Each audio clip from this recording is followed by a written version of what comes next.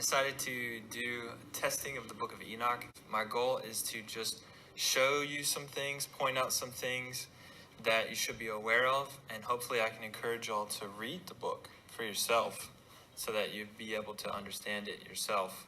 There's going to be quite a bit of direct quotes that I'm going to share. One thing to point out is there's actually more than one sets of books of Enoch. There's one called First Enoch, which is the body of books that we're going to be covering. That's the one that's popular that everybody knows about. There's also a second book of Enoch, which is also called the Slavic Enoch or the Old Bulgarian Enoch. That's another group, just to let y'all know.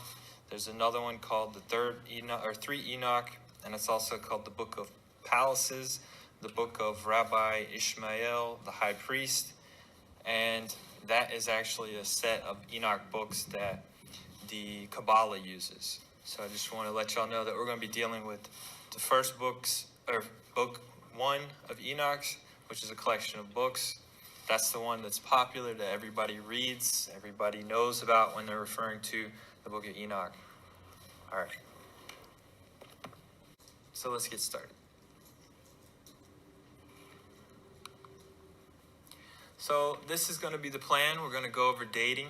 We're going to do high-level summaries of the particular books that are in the Book of Enoch, first book of Enoch. We're going to go over pros and cons as far as textual things. So what do the scholars say? The scholars believe that the books were originally written in Aramaic or Greek, and the only full version of the Book of Enoch is the Ethiopian text. It is written in Ge'ez language, and the scholars determined that it was translated into Ge'ez after the 3rd century AD. So let's get into the dating. So the very first book of the Book of Enoch is the Book of the Watchers, and that is dated to 200 to 150 BC. The second one is the Parables and the Book of the Noah fragment. That is 40 AD to 7 AD, or 40 BC to 7, yeah, it's BC to AD. One thing to point out is the Book of the Parables is only found in the Ethiopian text. It is not found in the Dead Sea Scrolls versions that they found. This one is called the Course of Heavenly Luminaries and the Dreams and Visions, and this dates from 300 BC to 167 BC. And one thing I will say is, as you're going through these books, you do see a different level of sophistication. You can see the writers are different. You can tell by the way they write. This guy sounds very smart. This guy doesn't sound as smart, but they're still, dating for those time periods. So just wanted to point that out. The next one is the fragment of the Book of Noah, and that's between 150 BC, and then the scholars aren't too sure when it goes to. Could be sooner. And then the appendix of the Book of Enoch, which they date around 75 to 100 AD. So in all, the sections, they date from 300 BC to 100 AD. And you can tell that from the style of writing. They use different things over aging, and then the textual things that show up, they'll tell you when it should be dated to. So we don't see any dating that's going further back, like that you would see for things like, the Torah, the first 5 books of Moses, dating them around 1500 BC. You're not seeing those types of textual indicators to suggest that it's older. Just wanted to say it. This is what the scholars say and how they date things. Okay, so this is going to be the one that we're all focusing on, is R.H. Charles. R.H. Charles was an Irish biblical scholar and theologian. Translated the Book of Enoch in 1906. He later translated it again in 1917. And this is the one you see up there. This is the one that most people buy. This is the Book of Enoch that everybody reads. It's his translation that's the one that's popular and everybody goes to. This will be important later because we will be dealing with all the quotes that I'm going to be pulling, except for one, is coming from R.H. Charles and his translation. And he was a believer in Jesus. Just want to make that be a point. So that'll be apparent too when we get into some of the translation stuff. So there's all the different books and pictures of the ones out there. So the scholars say that the books of Enoch are pseudepigrapha. What is pseudepigrapha? Pseudo being not genuine, pigrapha being an inscription, and then the definition of pseudepigrapha is a falsely attributed work, text whose claims author is not a true author, or works of whose real author attributed it to a figure in the past. Some of the books, examples of pseudepigrapha, the Book of Jasher. I know a lot of people don't know about that, but they can actually track when Jasher pops up, and it was written by an Italian man in the 1600s. So it's not the real Book of Jasher. There was a Book of Jasher that was probably real, but we don't have that one. We have this modern one. Another one would be the first book of Adam and Eve. Do we really think Adam and Eve wrote that? And then here over here is the Pontius Pilate letters. I don't know if people know about this, but Eusebius actually wrote some letters between Pontius Pilate and someone else talking about Jesus. And he tries to pass them off as real, authentic letters from Roman Pontius Pilate. This is another example of pseudepigrapha. This one being very obvious because of the dating and then what's being said. He actually puts things in there that's completely unbiblical. It's kind of crazy. But anyways, moving on. So some high-level summaries of the Book of Enoch. The Book of Watchers and Parables is about the angels coming down with the daughters of man and producing giants, and all the fallen angels are responsible for teaching mankind very specific things. Heavenly Illuminaries is about the movement of the sun, the moon, and stars, with angels being responsible for their movements, and there's also a calendar that is described in this book.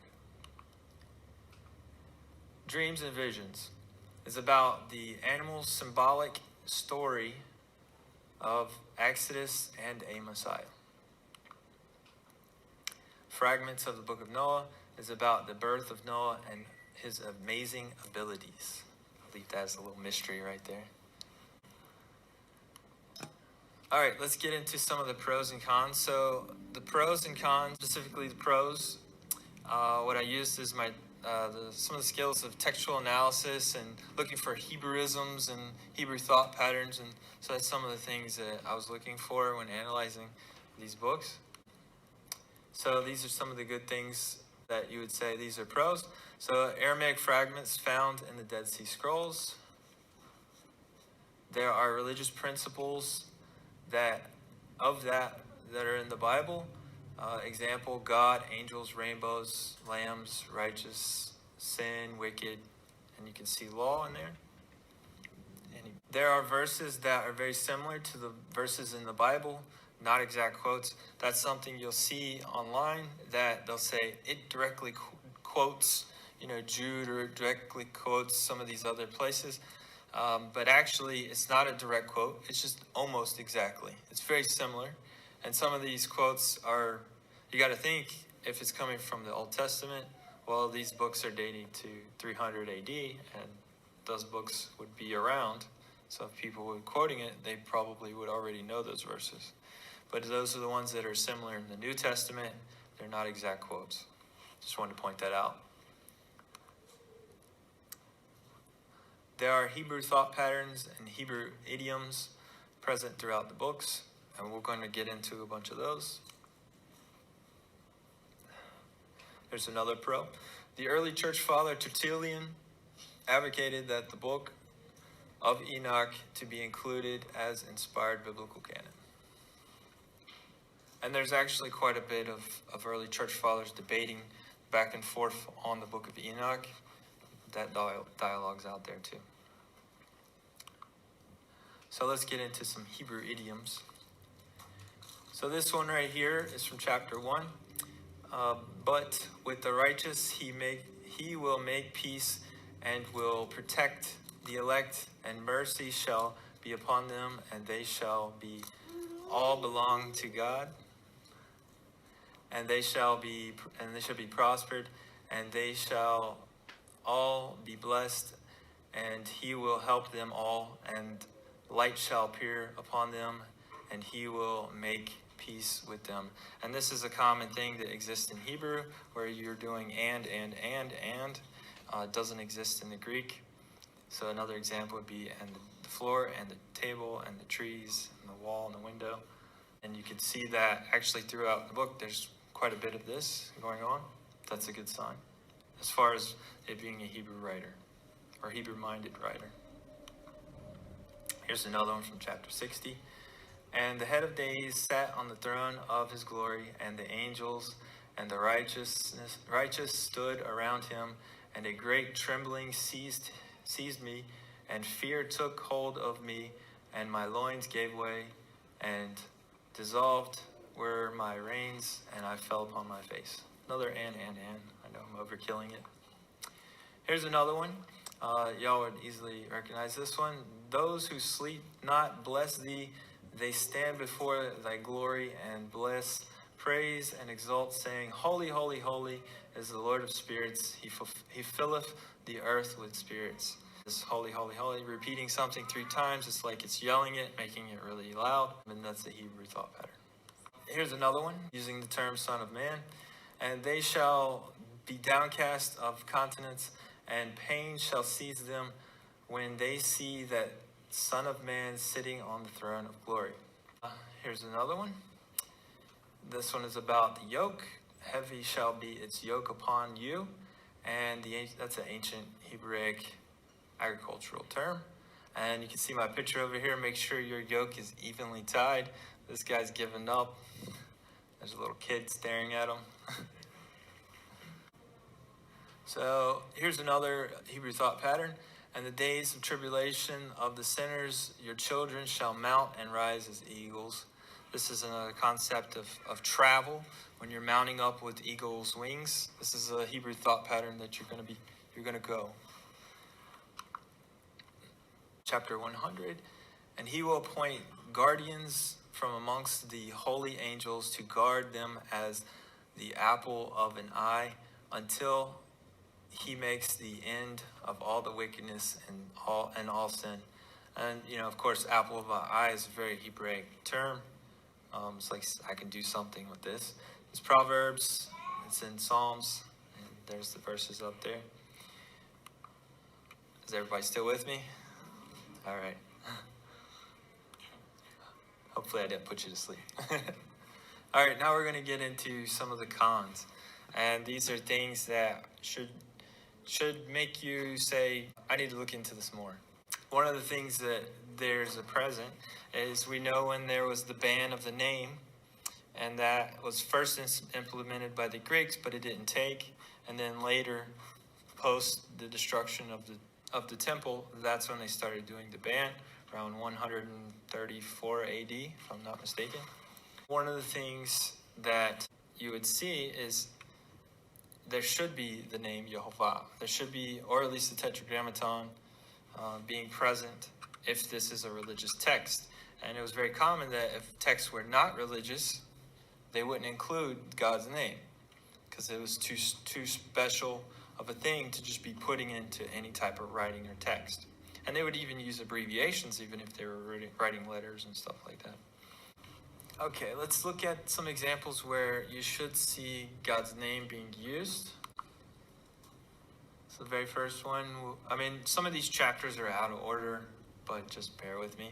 So, for they have denied the Lord of spirits and his anointed, and the name of the Lord of spirits be blessed. And in Hebrew, if you're about to say his name be blessed, then you would say his name. You would include it either before or after you're talking about his name.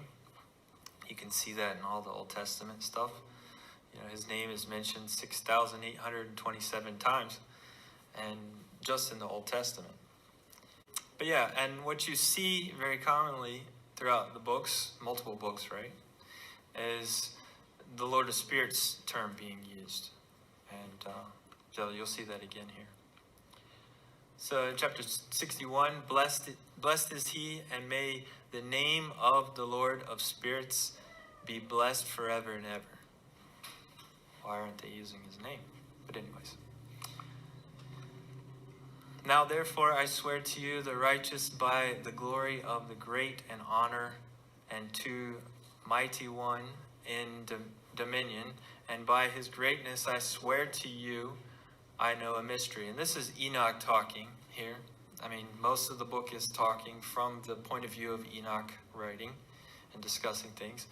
And here he's swearing, or using the connotation of swearing, and he should be saying, I swear by God, or I swear by Jehovah. His name should be there. If it's an ancient document which is claiming to be back from Noah post-flood, that he came back and wrote all this. So if you're dating it to when the text is declaring itself, you should see stuff like that in here. Here's another example. It says, I swear unto you that in heaven and the angels remember you for good. And what is he swearing to? He's swearing to you, but on behalf of what? It was very common. Even people would swear to, I swear by the soil, or I swear by my house, or I swear by, the rabbis got in trouble for swearing by all kinds of things. And you're supposed to swear by Jehovah. Actually, the Old Testament tells you to swear and make oaths in his name. So if they're a good, follower of the scriptures, they would be swearing using his name.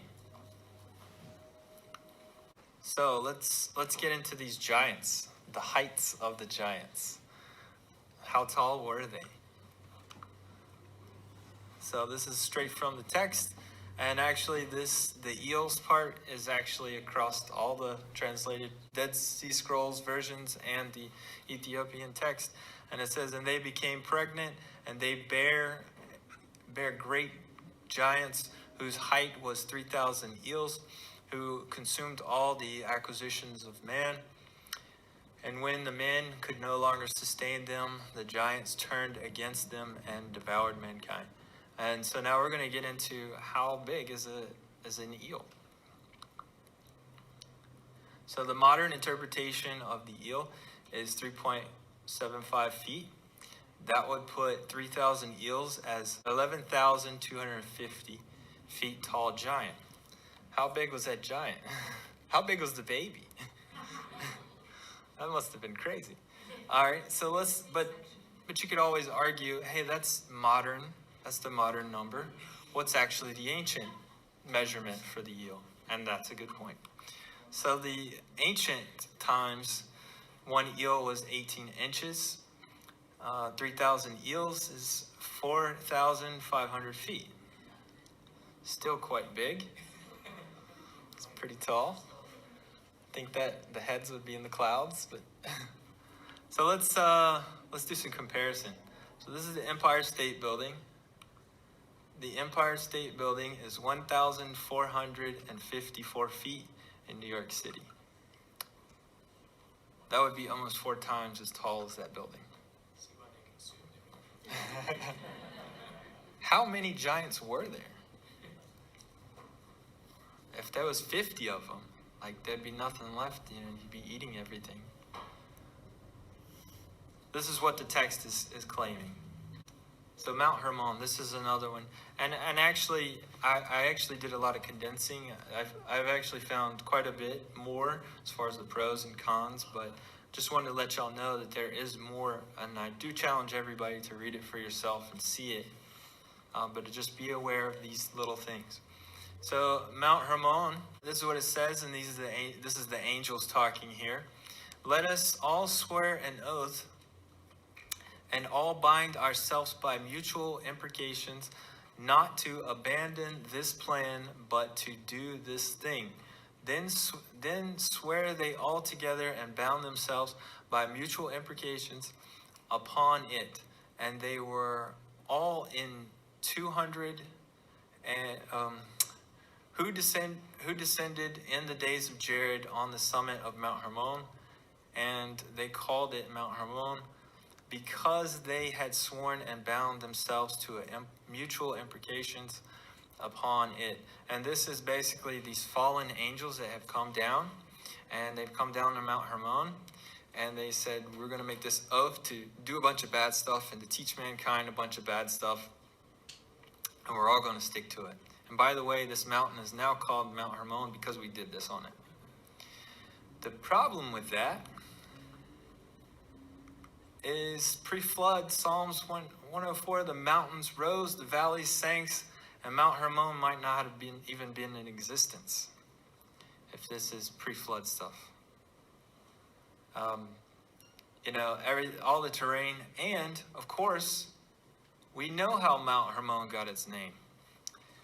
Deuteronomy 3:9, we read that the Sidonians called this mountain Sirion, and the Amorites called it Senir, and the Hebrews named this mountain Mount Hermon, but it also appears to have been known as Sion, Deuteronomy 4:48. So we understand how it got named, but the Book of Enoch is giving us something very different. Here's another one. In the Bible, we all know that Noah and his sons built the ark, or maybe it says just Noah. I'm not too sure. I haven't looked at it. But we understand that it's Noah. And the ark is not being built by Noah in the Book of Enoch, chapter 67. And in those days, the word of God came unto me, and he said unto me, Noah, thy lot has come up before me, a lot without blame, a lot of love and uprightness. And now the angels are making a wooden building. This is R.H. Charles' version. And they have completed that task, and I will place my hand upon it and preserve it. You have the angels actually building the ark in the Book of Enoch. So let's talk about some fallen angels and them teaching stuff. Now, in comparison to the Bible, you have God teaching us stuff. You have God getting credit for things, and of course, he should be getting the credit. But the Book of Enoch is not giving what they would call the Lord of Spirits the credit. It's giving these fallen angels credit. And to me, that's a little bit strange because that's not generally how Old Testament thought patterns work. So let's get into some of them. So chapter 69, and the third was named Gadriel, and it is who showed the children of man all the death blows. So it's talking about weaponry and murder. The Bible says that Cain brought murder into the world. And I think it says somewhere that God teacheth my hand to war. I think that's David. Is that right? And so here's another one, verse 6. This is actually continuing. And it says, and he led astray Eve and showed the weapons of death to the sons of men. Other versions says that he seduced Eve. By this account, or by the Book of Enoch, it uses the word Azazel as being Hasatan, the leader of all these fallen is his name. But actually in the Book of Enoch, it's saying this other one named Gadriel, that he's getting credit for leading astray Eve. So you actually have a different fallen angel leading astray or seducing, which I don't like that term, but they actually use that for the translation, Eve in the garden.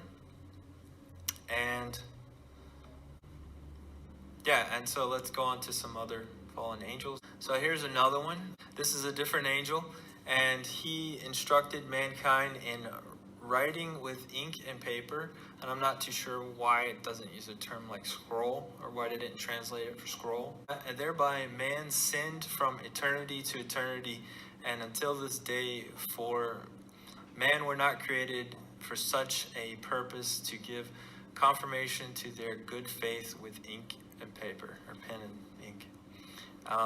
So by this measure, reading and writing is evil, and we should all just stop doing it. So don't look at my PowerPoint because you're reading. Here's some of the things that the angels are getting credits for, and you can cross-check them. Weapons, they're getting credit for teaching mankind weapons, shields and armor, bitter and sweet things to eat, smiting of the embryo in the womb. I thought that was interesting, because I think that, that could apply across into the Torah. Taking oaths, not biblical oaths, root cutting, magical art and enchantment, astrology, astronomy, knowledge of the clouds and skies, signs of the sun, lunar courses, reading and writing, diagnosing and healing of disease, jewelry, makeup, and precious stones. Sorry, ladies.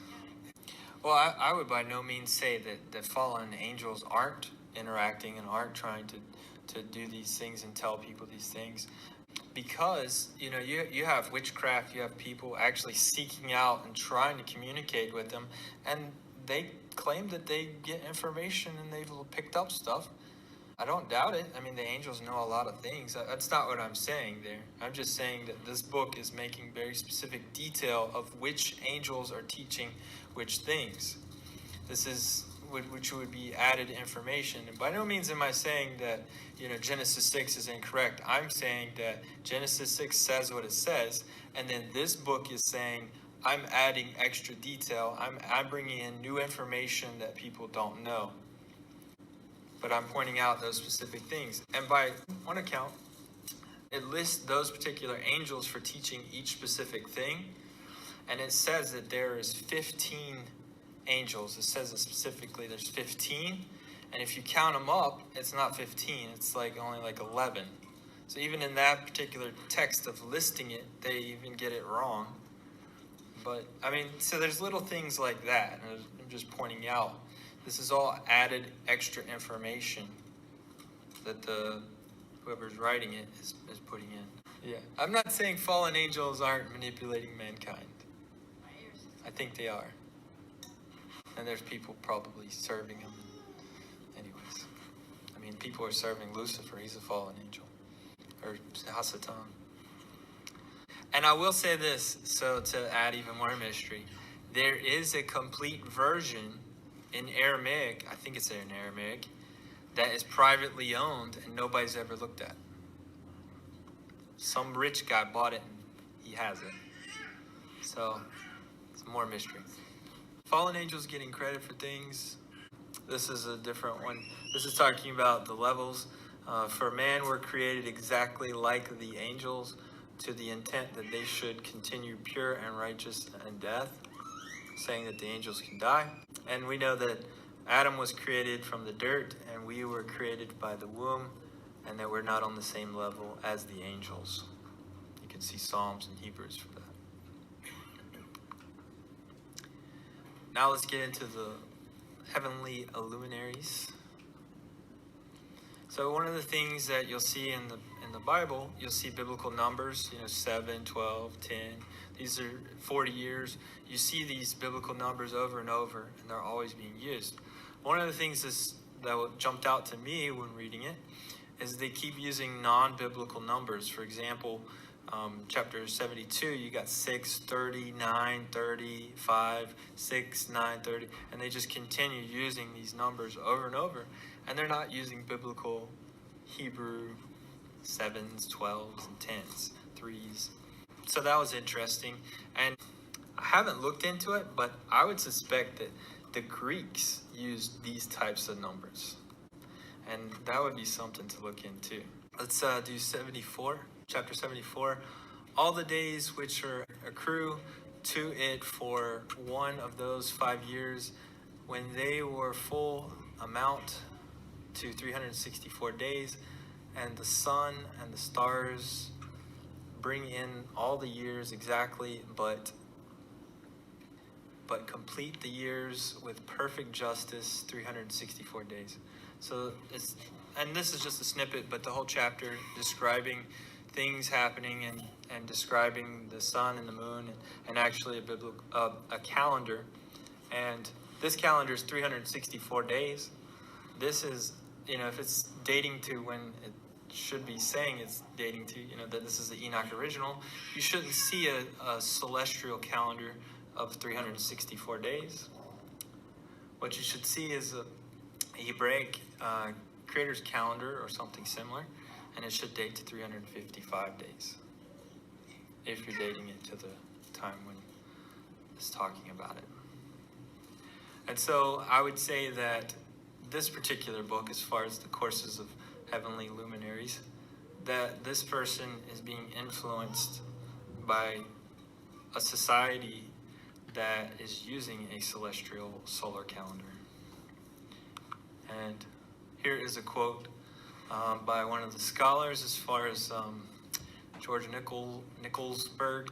The Enochic use of pagan mythology motifs and its preachments against Gentile oppression are clear markers of the text setting in a less Hellenistic world and of its complex interactions with the events and culture of its world.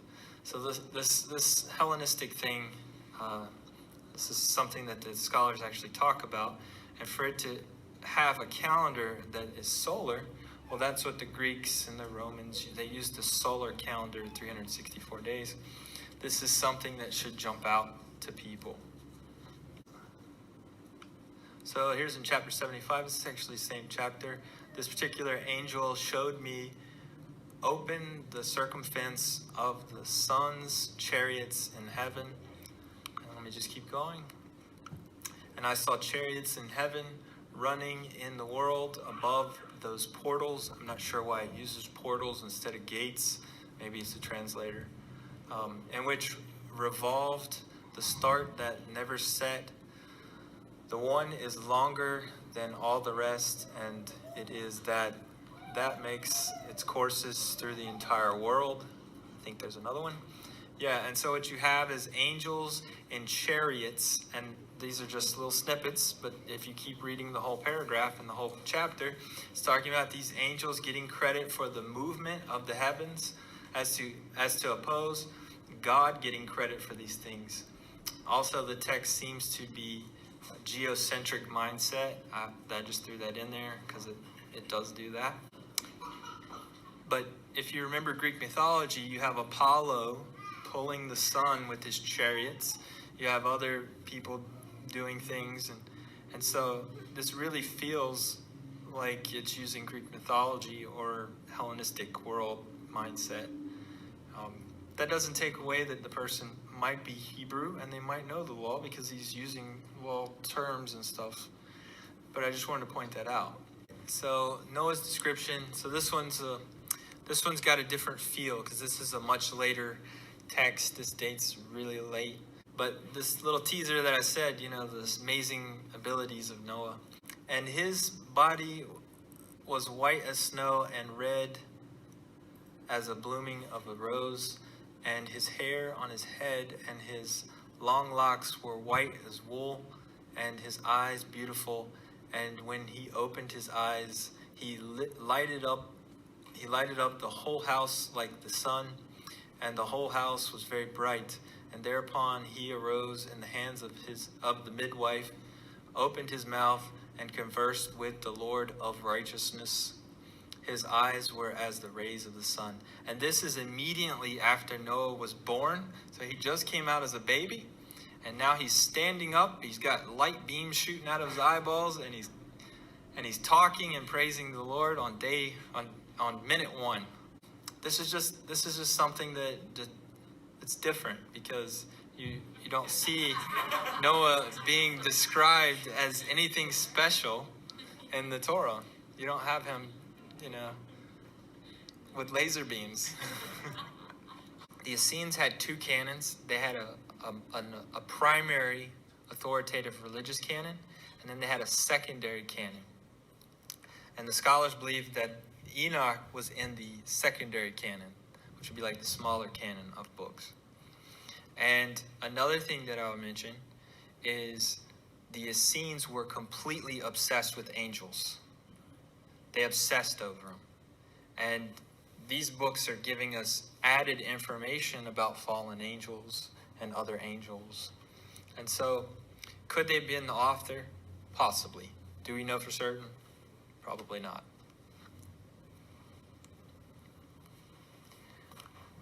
Okay, so we're almost wrapping it up. So this one I call the big problemo. Again, keep in mind we're talking about the R.H. Charles translation. This is the one that everybody reads. And again, this version he translated in 1917. So let me read chapter 71. The end of the verse 13, Charles asserts that there is a missing passage that adds to the understanding of Jesus being spoken as the Messiah. He is therefore setting up the reader for his interpretation to follow in verse 14, 15, and 16. So, I'll read it here in a second. I'm going to pull it up. But basically, I want to remind y'all that R.H. Charles believes in Jesus, and he's creating a translation for Enoch. So he understands that this could be describing Jesus as the Messiah. Keep that in mind. Now, he's asserting that there's a passage, a section, like a paragraph, that's missing. How does he know that? He doesn't know that. He made it up. Because we don't have it in the Ethiopian text, and we don't have it in any Dead Sea Scrolls. This is just something he's declaring. And this is what he says. Last passage therein, the Son of Man was described as accompanying the head of days, and Enoch asked one of the angels concerning the Son of Man as to who he was. So this is going to be a dialogue between Enoch and the angel is telling Enoch about this Messiah. So let's get into R.H. Charles's version. And he says, and he, the angel, is talking here, came to me and greeted me with his voice and said unto me, this is the Son of Man who is born unto righteousness, and righteousness abides over him, and the righteousness of the heads of days forsakes him not. And he said unto me, and all shall walk in his ways, since righteousness never forsakes him, and with him will be their dwelling places, and with him their heritage, and they shall not be separated from him forever and ever and ever and ever. Now, I highlighted this red because the red indicates Charles's versions he made bold, and he indicates that he changed the pronouns. So throughout this version of Enoch, he makes, in many places, it bold. He makes it bold because he changes the text. He's not translating the way he reads it. He's translating it the way he wants to read it. And so you can actually work back by looking at the bold. And if you want to look at my book here, it has the bold, if anybody wants to see it. Now let's look at the actual translation. And he, the angel, came unto me and greeted me with his voice and said unto me, you are that Son of Man who is born for righteousness, and righteousness dwells on you, and the righteousness of the heads of days will not forsake you. And he said unto me that, and all shall walk in your ways, since righteousness never forsakes you, with you will be their dwelling places, and with you their heritage, and they shall not be separated from you forever and ever and ever. And what that's saying is that's right. Enoch is the Messiah according to this angel. This angel is telling Enoch, you are the Messiah. You are the Son of Man. Righteousness dwells in you. R.H. Charles changed it because he wanted to make the reader read it as if Jesus was the Messiah being described. This is what the text says. It's different according to the one that everybody reads. Everybody's reading R.H. Charles, so that when they read it, they're thinking Jesus. This book is declaring Jesus and describing Jesus. There's no problem here. It's a growing movement, and this is why I'm particularly picking out R.H. Charles, because that's the version that Christians are picking up and saying, look, this book is talking about Jesus, and it's so clear. What's the problem? Enoch is telling us about Jesus, and this angel is telling Enoch and describing Jesus. So it's all a matter of which version you're reading. If you're reading anything different than R.H. Charles, you're not going to see, you're going to come to this verse and you're going to be like, well, Enoch's the Messiah now. Tertullian, he advocated for the Book of Enoch, but later changed. He later changed it. And I wanted to mention that too. And so these are just some final thoughts and summaries. So God's name was not used in the time where his name should be used. The Dead Sea Scrolls versions do not have the books of the parables that contain the Son of Man Messiah text. There seem to be multiple authors, clearly not written by one person. The R.H. Charles translation issues as far as things being bold. And if y'all want to look at my book, I can show you all the bold stuff. Using a Hellenistic calendar, concepts of Greek explanations and celestial bodies moving, contradictions in the biblical account as far as, Noah building the ark or the angels building the ark, and then Enoch being told that he is the Messiah.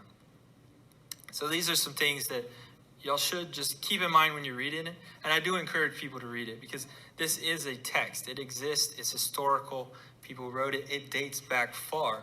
And just because things are old doesn't mean that they are, of God or anything like that. That's fine. But just keep in mind, old text exists and is part of history. It's part of Jewish history and culture and everything like that. It's perfectly fine.